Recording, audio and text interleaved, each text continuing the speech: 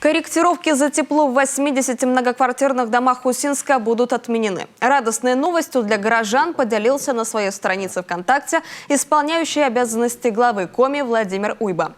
Ранее он поручил разобраться с завышенными счетами. В итоге в 85 домах прошли проверки. Специалисты оценивали все факторы, которые могли повлиять на конечную сумму корректировки. От самой процедуры установки и ввода в эксплуатацию общедомовых приборов учета до качества содержания внутридомовых инженерных систем тепловой энергии со стороны управляющих организаций.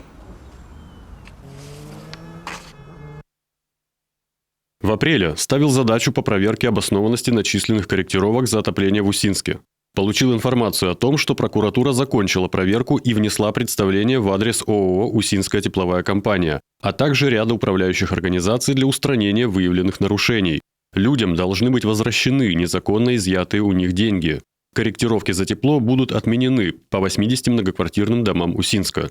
В этих домах зафиксированы существенные нарушения при вводе и эксплуатации приборов учета тепловой энергии.